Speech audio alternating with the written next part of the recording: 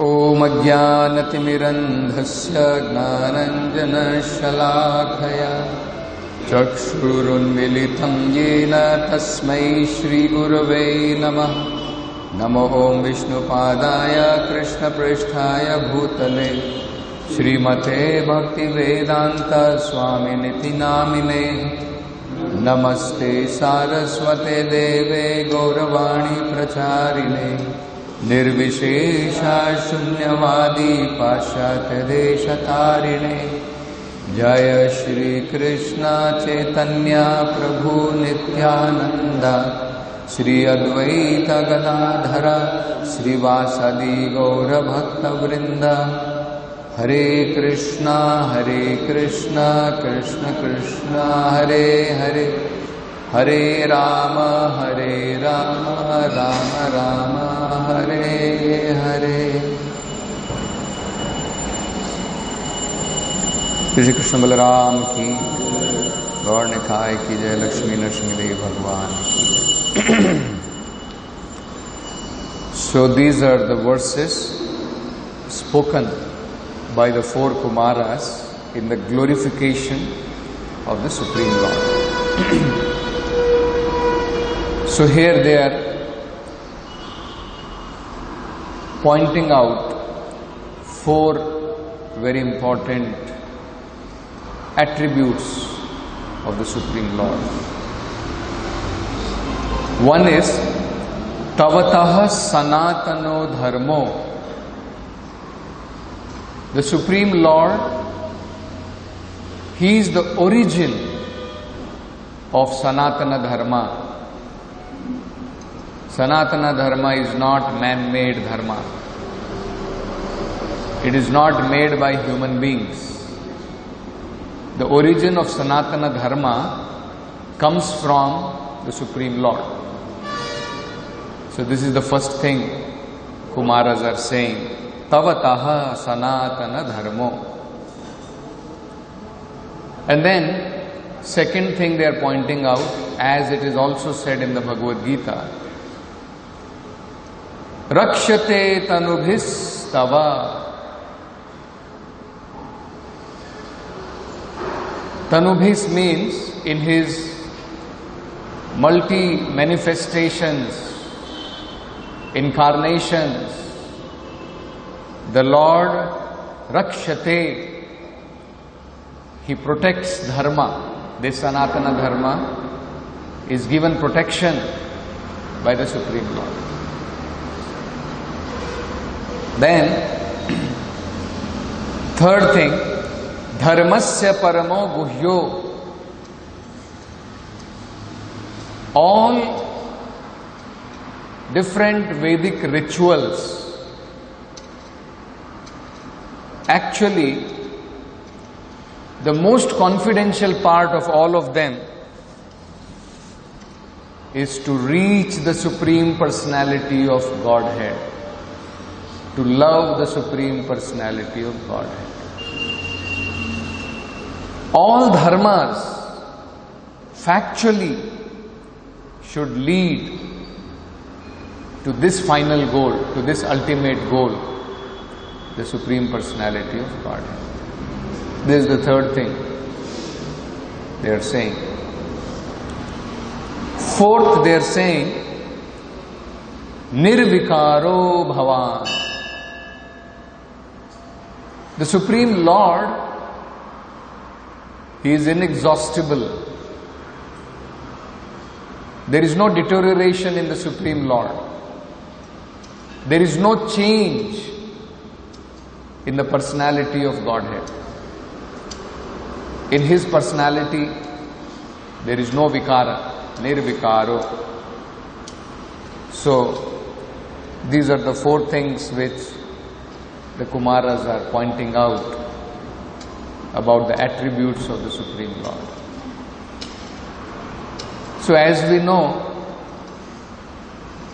Prabhupada many times points out that actually dharma is given by God. Just like laws are given by the government.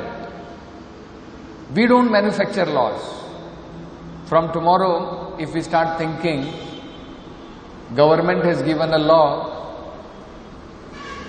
when you are driving, you should drive on the left-hand side.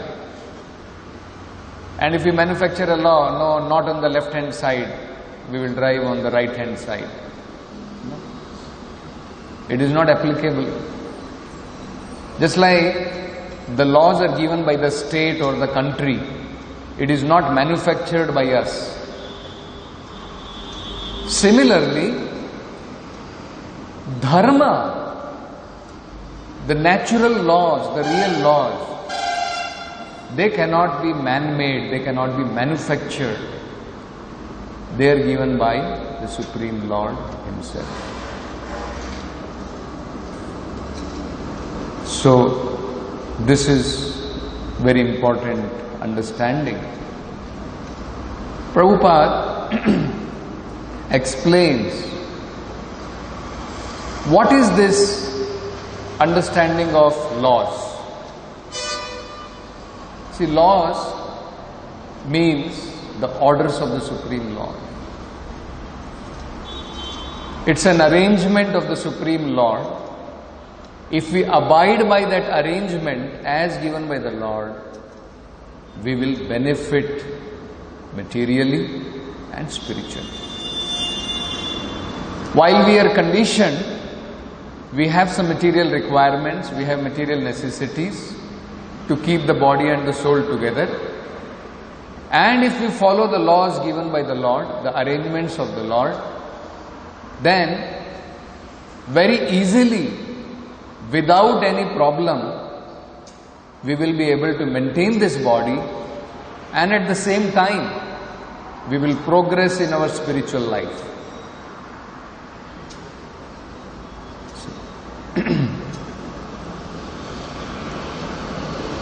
The Supreme Lord, He, in His varieties of multifarious incarnations, protects this Sanatana Dharma. The famous shloka of Bhagavad Gita, Yada yada hi dharmasya glanir bhavati bharata abhyutthanam dharmasya tadatmanam sujanya. Now, first of all, one must understand what is dharma. What is dharma?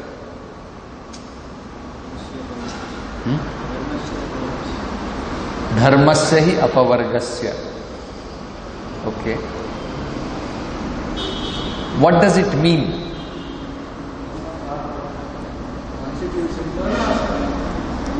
Very good. Actually, dharma means our real occupational duty. Constitutional position is dharma. Just like Prabhupada gives an example, what does it mean by dharma? The constitutional position of water is to be liquid. The constitutional position of fire is to have heat and light. The constitutional position of chili is to be bitter. The constitutional position of sugar is to be sweet. If the sugar is not sweet, then it is called dharmasya glani. If the sugar is tasting bitter, it is called dharmasya glani. It is not acting according to its constitution. Similarly, if the water is not liquid, it is no more water. It is artificial state of water. It is not natural state of water. If there is no heat and light in the fire, it is not the natural position of the fire. It is called dharmasya glani. So what is dharmasya glani means? Our constitutional position is to be servant of God, to be part and parcel of God. When we don't act in that direction, that is called dharmasya glani. Very simple definition. Our real position is we should be servant of God, we should be serving God. That is actually dharma. When we don't act in that position, that is called dharmasya glani.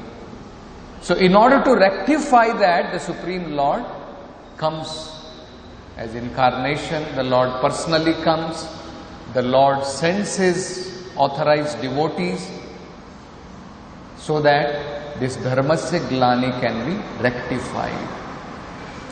So that is what it is stated here. Rakshate tanubhis tava. And the most important thing which Prabhupada is pointing out in today's purport is about dharmasya paramo guhyo.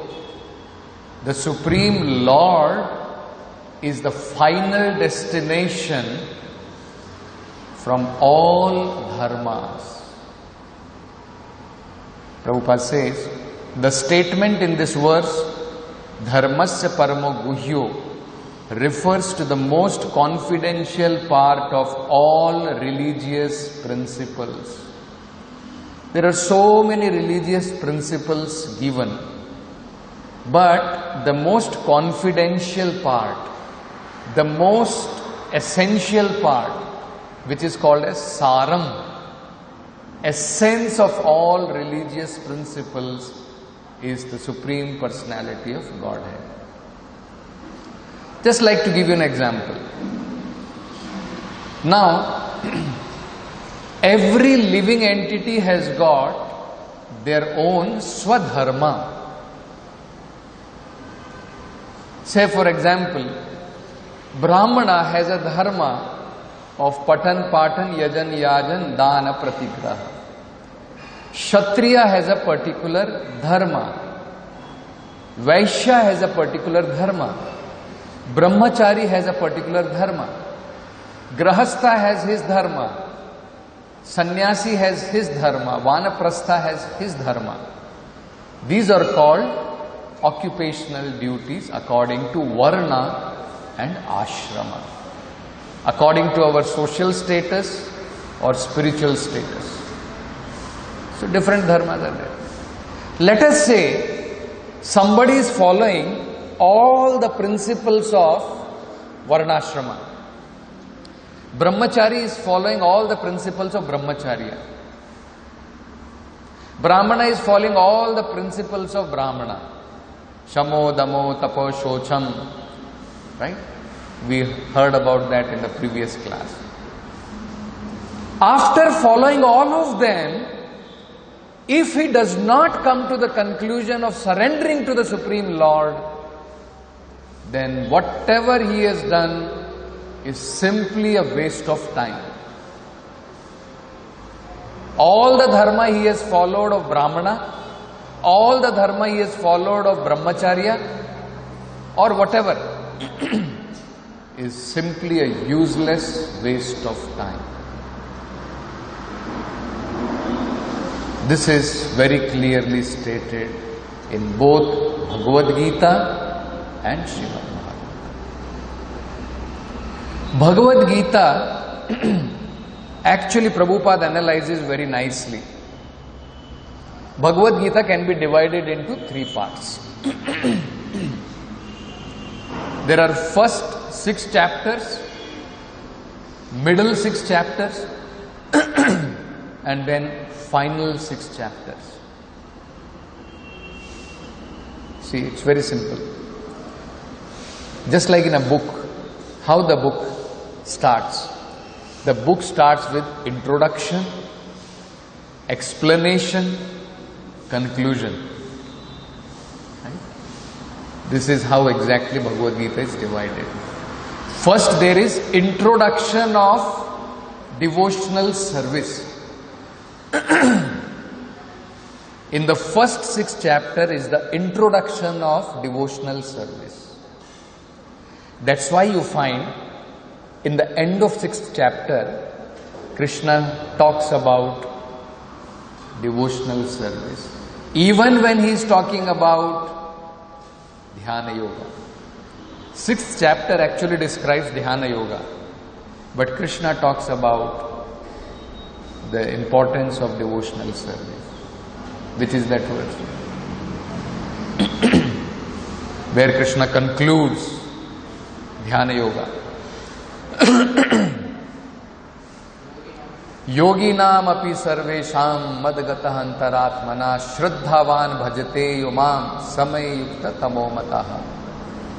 Krishna says of all the yogis, because there are many yogis, karma yogi, dhyana yogi, jnana yogi, of all the yogis, the one who is most intimately connected, yoginam api sarvesham madgatah antaratmana shraddhavan bhajate yomam, with great faith, who is performing devotional service, bhajate yomam same yukta tamo mataha, he is most intimately connected with me. All others are also connected to God. They are not very intimately connected to God. Karma yogi is not very intimately connected to God. Jnana yogi is not very intimately connected to God. They are also connected. They are not very intimately connected. They are remotely connected to God. Whereas one who is performing devotional service, Krishna is saying, most intimately connected. So first Krishna gives introduction about devotional service in first 6 chapters. Middle 6th chapter, Krishna describes devotional service. So Prabhupada says, how does Krishna describe? Krishna describes what is pure devotional service. Then he describes nature of pure devotional service, activities in devotional service. These are all described in 7th chapter up to 12th chapter. Activities, nature of devotional service, pure devotional service. These are all described in middle 6th chapter. Final 6th chapter, Krishna gives conclusion.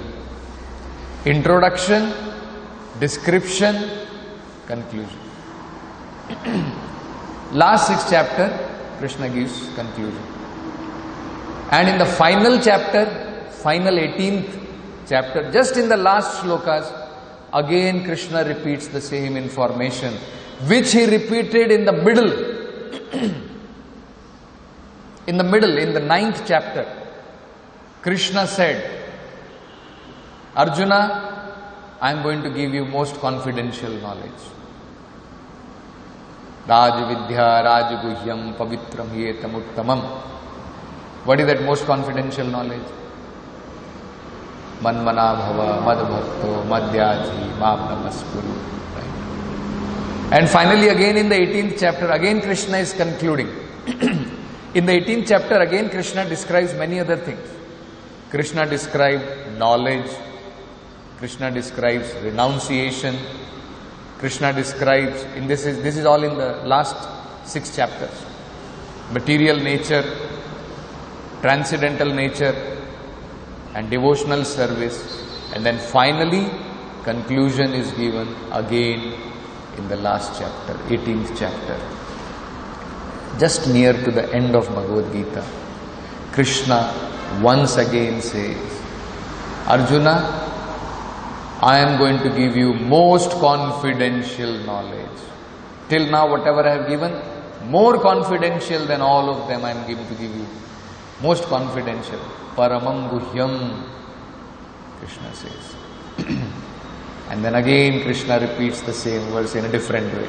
Manmana Bhava, Madbhakto, Madhyaji, Mam Namaskuru. It's the most confidential knowledge. And then finally Krishna is giving a lot of stress. In this end, Krishna factually gives a lot of stress by saying, even if you give up all other, no problem. Better to give up all other things. Just take to this. Sarva dharman parityajya. I have spoken many dharmas. I spoke about sannyasa dharma. I spoke about karma. Then Krishna is saying factually, actually give up all of them. Sarva dharman paritajya mam ekam sharanam vraja.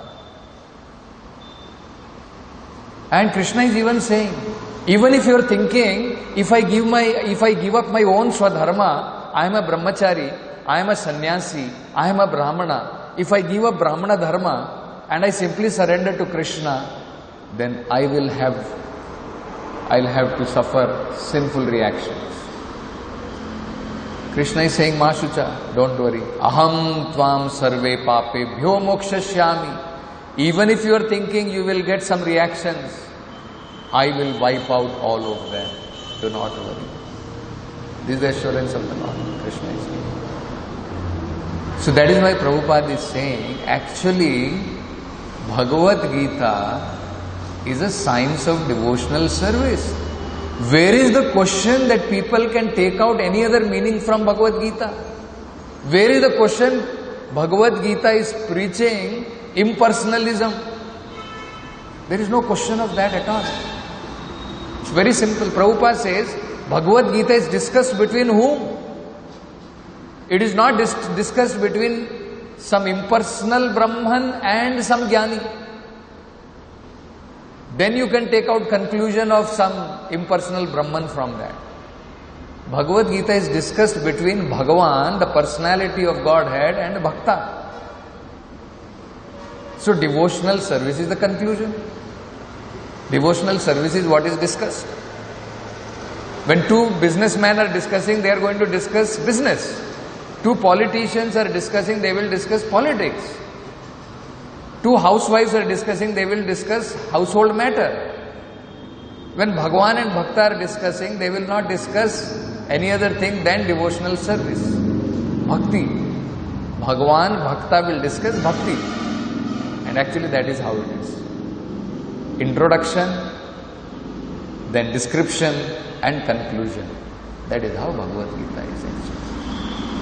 People simply screw out some other meaning. Prabhupada explains. Actually, how Bhagavad Gita should be tasted is not by licking. These impersonalists, all these people, they are simply licking from outside. Bhagavad Gita is most confidential knowledge. It is hidden. One should know how to take out the lid, put finger inside and then taste. How they are tasting is, with lid closed, they are simply licking on the outside of the bottle. So how can they get actually? It is not possible. So this is how conclusion is described in Bhagavad Gita. Conclusion in Bhagavatam is also the same. Prabhupada is saying. Conclusion in Bhagavatam is, if by performing our occupational duty, one does not finally surrender to the Supreme Lord, he does not come to the conclusion of actually worshipping the Supreme Lord, all his labor is waste of time. Anybody remembers that verse?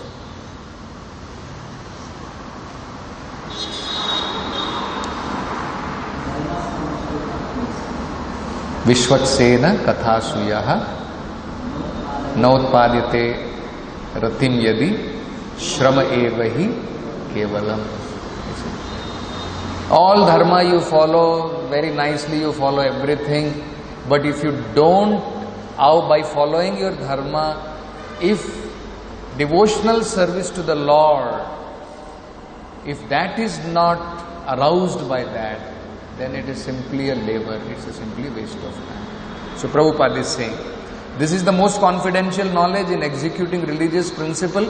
In Bhagavatam also it is stated, if one does not become Krishna conscious after very rigidly executing one's specified religious duties, all his labor in following so-called religious principle is simply a waste of time. So Bhagavad Gita says so. In Bhagavatam, in the very beginning it is said. Now sages are also saying the same thing. What are the sages saying? Sages are saying here, Devatas are not the final object. Devatas are not the final object. You are that final object, my dear Lord.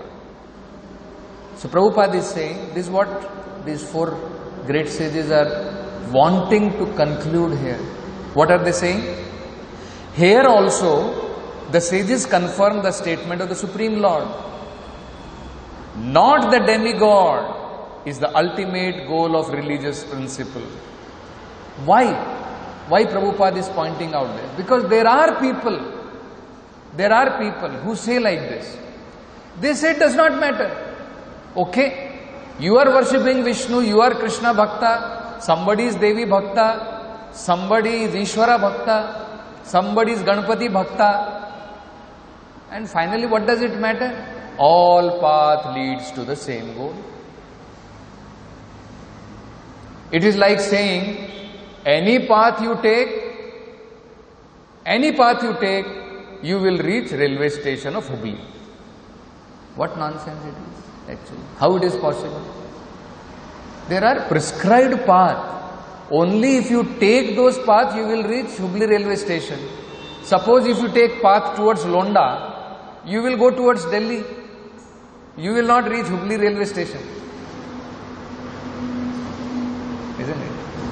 So, Prabhupada is saying this is completely misinterpretation of Bhagavad Gita. Where does Krishna says, any path you take, yato mat tatho pat. Whatever path you take, it will all reach to the same goal. Never Krishna says. Rather, Krishna is saying, if you take the path of demigod, you will not reach Vaikuntha. Krishna is very clear, emphatic. Only if you worship me, you will come to me. Krishna is saying, if you worship your forefather, you will reach your forefathers. If you worship Devatas, you will reach their planet. And if you worship me, you will reach my planet. Where is Krishna saying, you worship Devata, you will reach me. You worship ghosts, you will reach me. You worship your forefather, you will reach me. Krishna is not giving that conclusion. This is a misinterpretation. Here the sages are also saying the same thing. They are saying, Dharmasya parmo guhyaha. You are the final goal, destination of all religious principles. Not the Devatas, not the Brahmanas. Because Krishna was glorifying Brahmanas. So actually they are humbly saying, actually not the Brahmanas. They are not the ultimate worshipable object. Actually, most worshipable object is you, the Supreme Personality of Godhead, not even the Devatas. So this is what they are concluding. So, Prabhupada is pointing this out. There are many foolish propagandists who say worship of demigod is also a way to reach the supreme goal, but in authorized statement of Bhagavatam and Bhagavad Gita, this is not accepted. Bhagavad Gita says, one who worships a particular demigod can reach the demigod planet. One who worships the Supreme Personality can enter into Vaikuntha. Some propagandists say, regardless of what one does, he will reach Supreme Abode of Personality of Godhead. This is not valid. You see? So this is also very important. Another very important thing which Prabhupada is pointing out from this, from today's verse, is Tavataha Sanatano Dharma. The religion given by the Supreme Lord is actually Sanatana Dharma. It is not, the worship of the Devatas is not Sanatana Dharma. Worshipping the ghosts or forefathers, that is not Sanatana Dharma. How it is, we will try to understand. It is very interesting, Prabhupada points this out.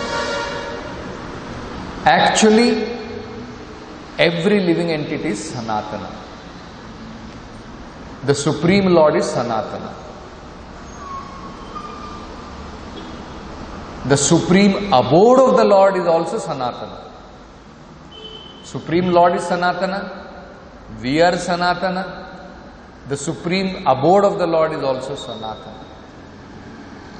The process by which we worship that Supreme Lord, the process by which we can reach the eternal abode of the Lord should be Sanatana. It cannot be any other process. It is not possible to reach that Sanatana abode, to worship that Sanatana.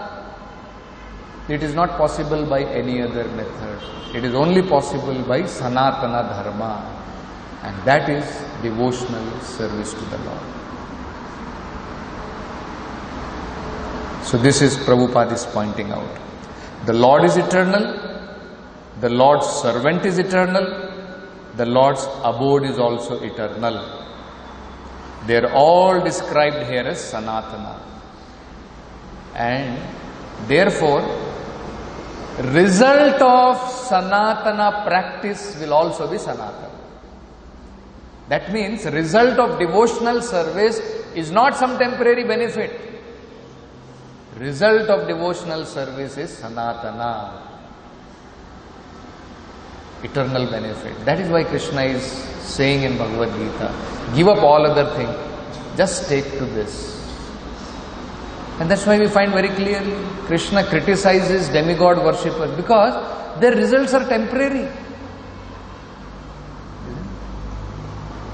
Whatever we do in worshipping the demigods, whatever results we will get, their position is temporary. The worship we do to them is also temporary. That is not Sanatana. The result we will derive will also not be Sanatana. It will not be done. So this is Prabhupada pointing out. The sages wanted to stress that although Lord out of His causeless mercy says He worships the Brahmanas and Vaishnavas, actually the Lord is worshipable not only by the Brahmanas and Vaishnavas but also by Devatas. So they are saying, actually my dear Lord, you are that supreme object of worship. You are saying Brahmanas should be worshipped, all these things. But actually even Brahmanas are worshipping you, even Devatas are actually worshipping. So this is the conclusion which is spoken about in this verse. We'll stop here. Grantara Srimad Bhagavatam ki jai, Jagat Guru Srila Prabhupada ki jai.